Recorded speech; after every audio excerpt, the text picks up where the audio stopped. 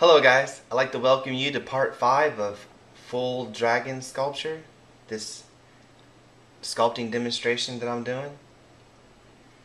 Um, for some of you that are not following me on Facebook, you're probably in shock right now uh, because my dragon seemed to have grown 3 heads instead of just 1. So I guess now you would call it a hydra or whatever, but it's just like freaking amazing. I can't believe how it turned out. Here, let me zoom in on the heads for you. I got them looking pretty identical, which was what I was wanting to do, and these are probably the best heads I've ever made. I'm getting kind of better at it. I show in this video how I did this though, and it's pretty awesome. I hope you enjoy. So let's get started.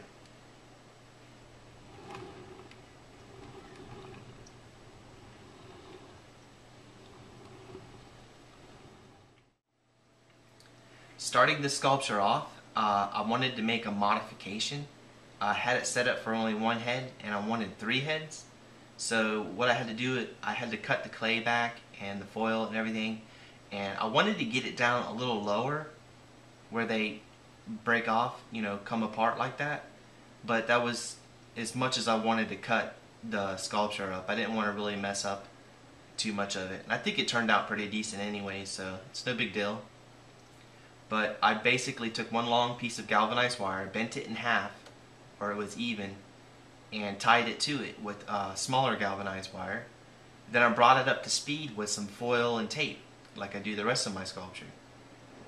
I also added some clay to the torso area. Someone had mentioned that the torso area was a little too thin and it wouldn't look right.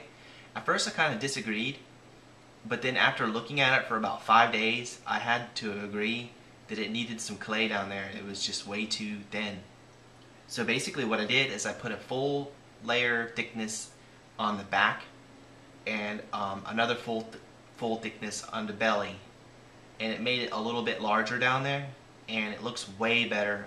I totally had to agree it needed some clay down there. I even added a few muscles where the rib cages are, but I didn't put that on film. I just wanted to fix it, because this is gonna take a long time, a lot of filming, if I were to show every little thing that I'm doing. But the majority of everything I'm doing, I am showing you. Like, the important part of this video is the heads. And right here, what I'm doing is I'm adding some foil. To get the bulbous area, I just basically rolled some foil up like a little miniature log, and then coiled it on there like a snake, and then pressed it with my thumbs. And to flow it out and make it more even, I just added a few more sheets on top of them. Just keep in mind what you're doing to each head and make sure you do it to all the heads. That way it's you don't build something with like different size heads. That was very important to me on this sculpture. I wanted to make sure that they were all uniform, and I didn't want them all looking around in different areas and stuff, because in my mind I believe a dragon is more organized than that, that they're basically in harmony with each other. And I wanted them all to be focused on one area, like directly in front of it. And judging by its stance, it's got this like aggressive stance, and its wings are out like it could fly away, or maybe it's ready to get into a fight, or maybe it met its mate or something, who knows. But it's definitely got a very believable posture. Basically what I just did is I'm showing you how I clean and smooth out one area. I did 1 head for you, and what I do is I get it close with my fingers first, smoothing it out, and then once it's as close as I can get it, I add the liquid polymer and float it out with my thumb, doing big circles. And the secret to it though is once you do that, after you do that, you add another sheet of Super Sculpey or whatever it is you're working with. I did I think setting 2 or maybe setting 3. It's pretty thin, and added it to that. I did all the necks and stuff, and basically it made it look really good. And the necks were a little bit thin anyways, so it needed it. On this part, I'm padding out the sides of the head I did basic shapes because that's how I work. 2 round shapes for the basically the sides of the jaw where the muscles are, and some wedges to go down the face to give it some definition. And I positioned these eyes on here where I wanted them so I can embed them. And how I'm embedding them, I'm using a round cutout tool, and I put a piece of tape on there to let me know when to stop cutting. But basically you hold it to it and spin it and it digs into the clay. And here's how I did the heads as well. Just simple shapes. And I only did 1/2 of one head because they're all identical, and I did the same thing you're seeing here to all of them.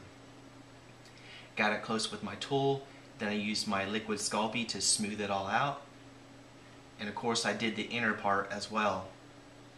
That's it. That's all I did to do this, which is freaking awesome. Guys, I really appreciate you for being patient. I realize it took over a week to get this video to you, but I've been doing a little bit of a side job, some painting and stuff, but I'm done. And I got another couple videos I want to do, so I'm going to put this on pause. It is turning out freaking amazing, and I can't really believe that I even made it. But I really appreciate you for being patient, and it won't be long and I'll be getting this going again. But once again, I appreciate you for checking this out. I'll see you here again soon.